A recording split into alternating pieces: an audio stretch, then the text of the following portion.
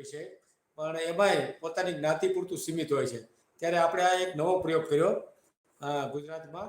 કોઈ લગભગ આવી ચેનલ હજી લગી, એટલે હવે મારા પછી બની બધી ચેનલ, હિતેશભાઈની છે, એક રડાવાણા ભાઈની છે, એવી ચેનલો બની.